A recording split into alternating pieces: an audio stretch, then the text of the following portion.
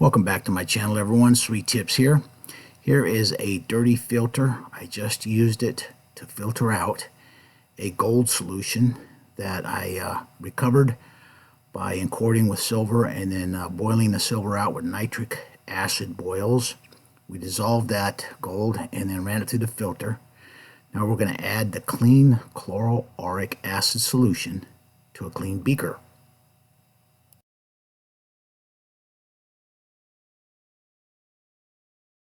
Now I'm going to add some sodium metabisulfite to the clean chloroauric acid solution. And what will happen here is the gold will come out of solution on that powder as it reacts with the solution. Here you'll see it. It's a fascinating reaction to watch.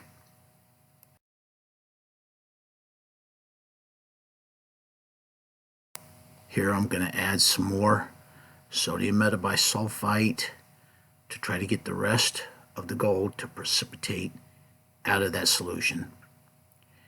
And now what I'll do is I've got a little piece of filter paper. I'm going to dip a piece of filter paper down into the solution, and we're going to test it with some stannous chloride testing solution. And you'll see here we get a negative test, no color change. That means all the gold has been precipitated. But I'm going to add one more spoon.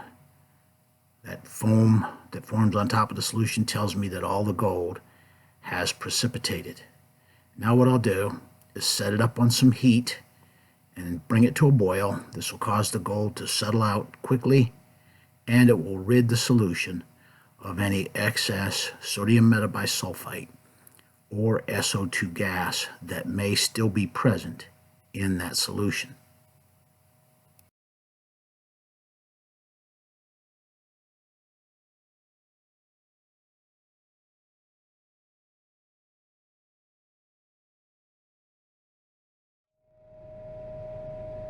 All right, here we go. I've experienced a mishap. I was boiling the solution to rid it of excess SMB, and I did the time-lapse video of it.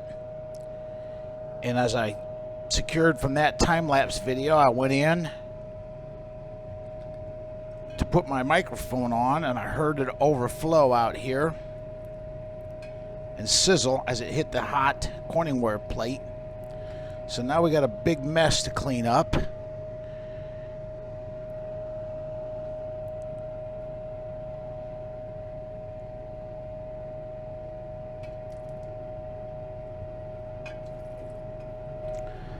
I only had 1 ounce of gold in here, and so I chose to use a small 1-liter beaker. And I probably could have avoided this if I had it in a big 2-liter beaker. I mean, I've got 4 of them sitting in my cupboard over there that I could have used.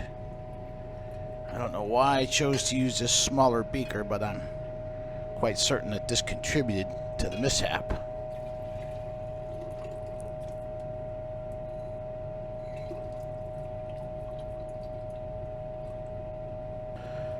I can only speculate what happened to cause this. Pretty sure that I had some excess nitric in here, and that had something to do with this boil over. As the SMB was boiled off of here, the excess nitric produced a runaway reaction and created this mess for us. I did a pretty good job of cleaning out my Corningware dish. I've got a little bit of gold on this piece of paper. I'll put it in my paper storage. If you look over here, I've got a little bit of gold on the hot plate here. We'll just wipe that up, add that to my paper storage, and we'll recover it later. This was very unusual in my almost 12 years of refining. I've never seen that happen. So we're going to try to clean this up now. Here's our gold in solution You know what, let me get a stannous test. You can see that we put gold in solution. I can tell by the color.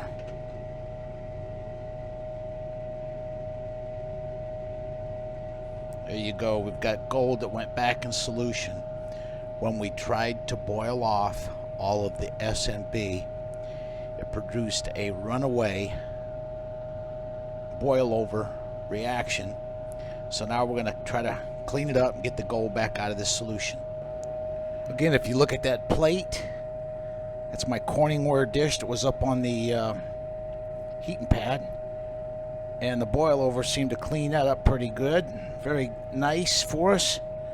But now we've got a bunch of contamination in our gold. I'm just going to precipitate this out now.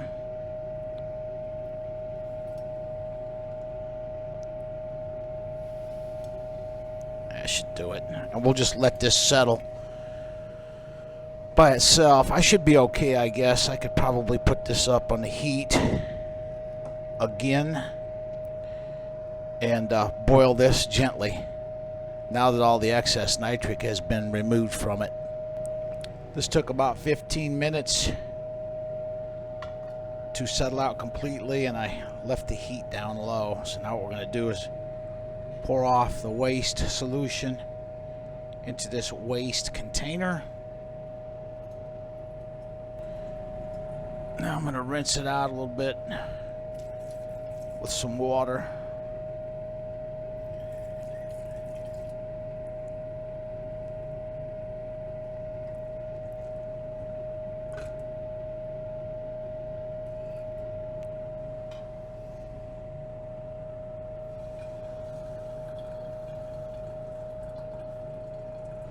Now I'm going to give it a rinse with some hydrochloric acid.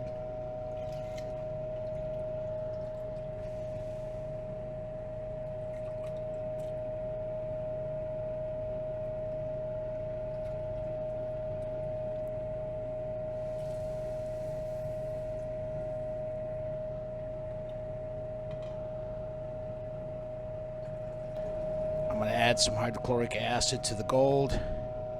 I'm going to set it up here on the heat and let it boil in some hydrochloric acid.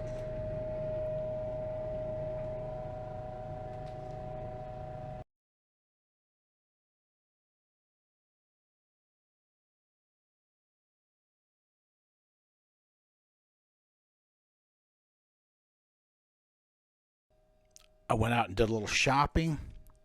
What I have here is some sterling silver flatware that I bought. And what do we have here? We've got 465 grams. Okay, when we go out and we buy metal like this, it's not an expense. What we're actually doing is we're trading paper dollars that are declining in value for metal. This is not considered an expense in that we are not going to consume the silver like we would if we bought gasoline or food. We're merely exchanging our paper for metal. While paper dollars are declining in value, these metals are rising in value. And once we can get a hold or grasp that idea that we're not expensing, but rather trading money that's declining in value, I'm talking about paper dollars. They're going down in value because of money printing. Once we grasp this concept that we're not expensing but merely trading, then we can start amassing a fortune for ourselves. Once we abandon the idea of turning around and reselling the metal immediately for profit, 9, so that's about 10 grams each. then it will become clear on what we're trying to do here. Okay, I paid $1,100 for this set.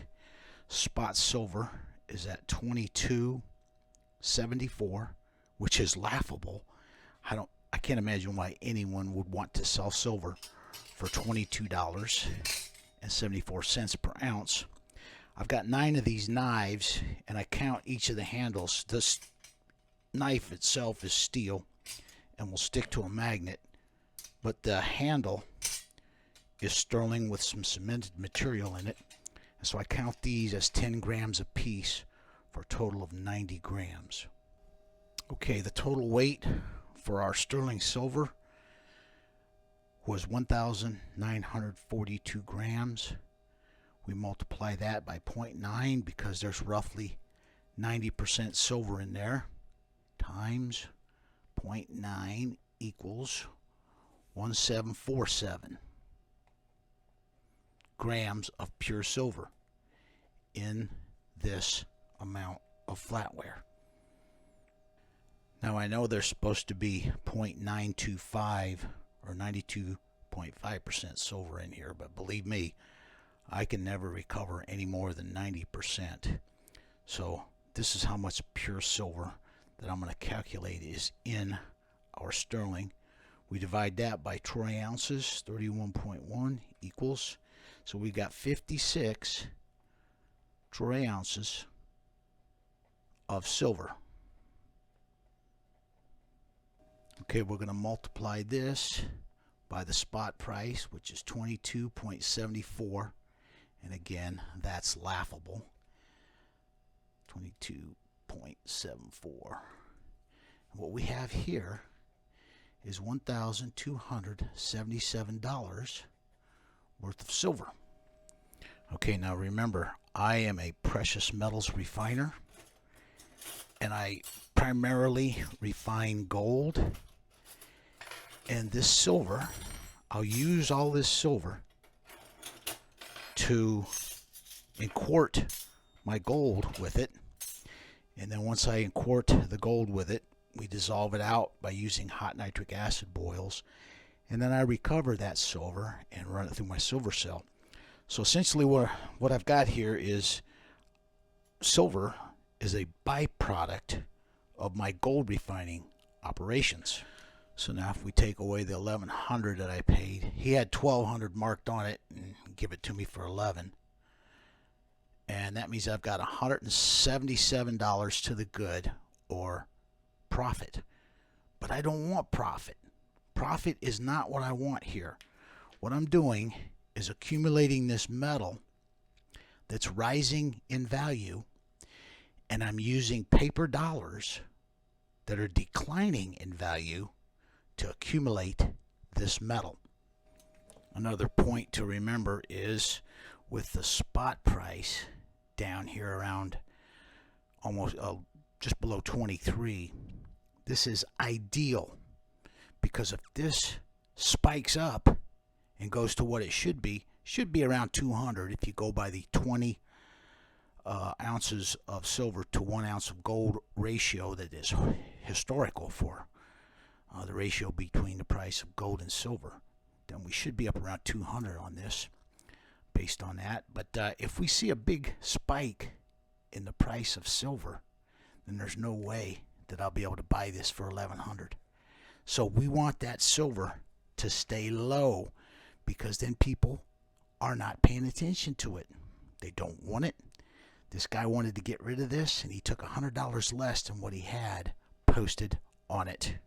And that's because the spot price of silver here is down low, which this makes a buyer's paradise for silver buyers. I went shopping for a little copper as well, and as you can see here, this is number 10 copper wire. I paid $300 for this roll. It's probably about 20 pounds of copper.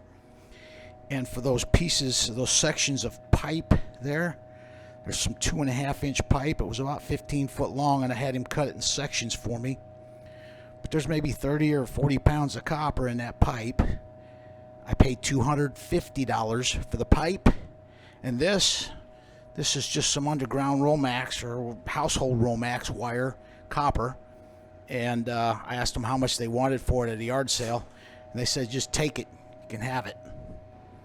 So I've got about $550 invested in this copper, and this will last me, well, I say it will, should last me for several years, and I'll use it to cement my silver out of my silver solutions.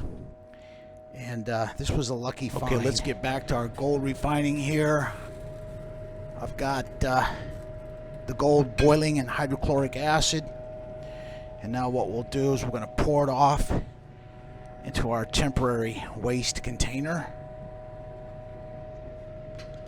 Somebody asked about gold getting poured over with these rinses, and that is correct. A little bit of the gold does get poured over with the rinses, but that's quite okay, because I get to keep this waste that's in this jar, and it accumulates in there like a little savings account for myself. And then when I get enough in there, I'll get in there and recover the gold out of my waste container.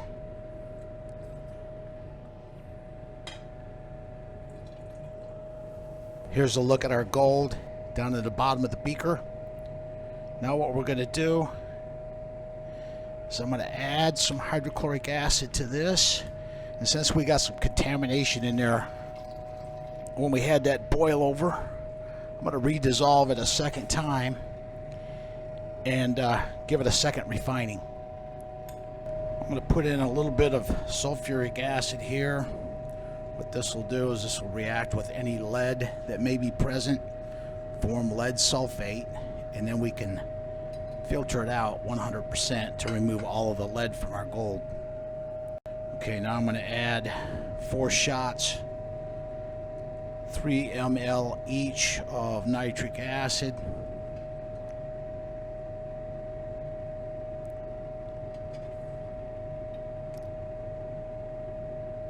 And our gold will start to dissolve immediately.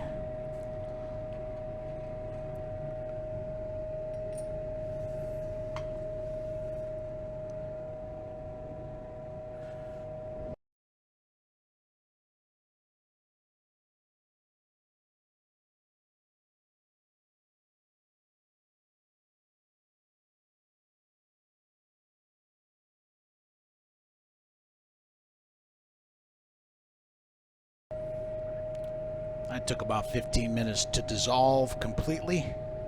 So now what we'll do is we'll take it off the heat and let it cool down.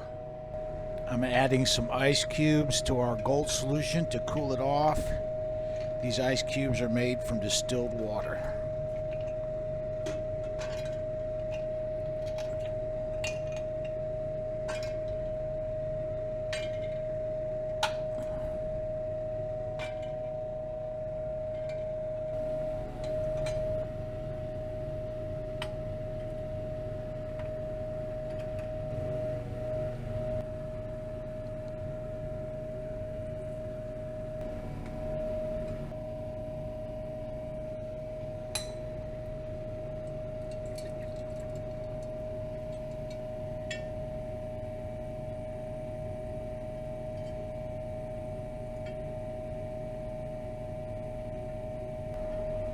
As you can see, there's a little bit of junk in the filter from the boil over that we had.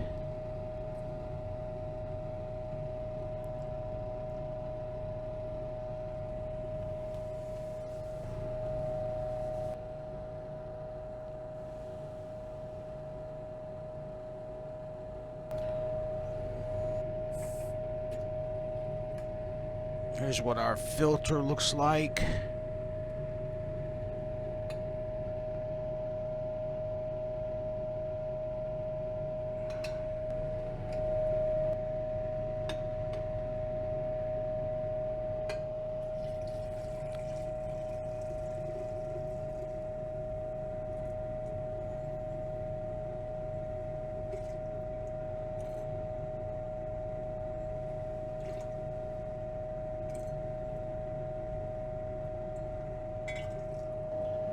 Now we're going to take some sodium metabisulfite and precipitate out our pure gold. See if we get in close on this one. Here we go.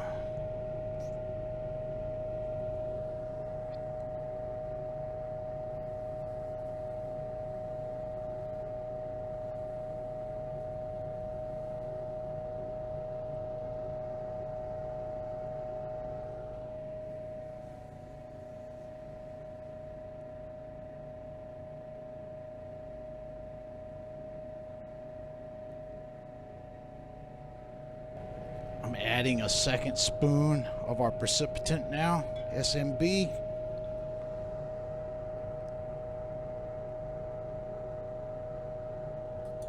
And one more for a total of 3 spoons of this. There's our white foam starting to appear on top of the solution. I think we're done. Let's go ahead and get this up on some heat now and get it to settle out. I've got it in this big beaker, so we should be safe from a boil over like we had before.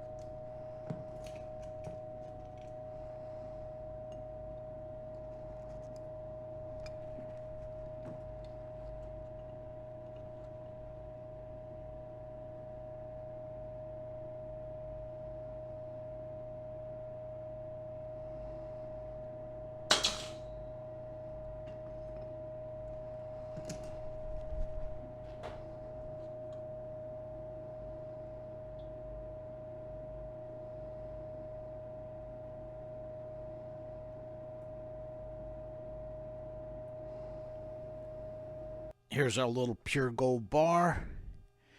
Came out looking pretty good.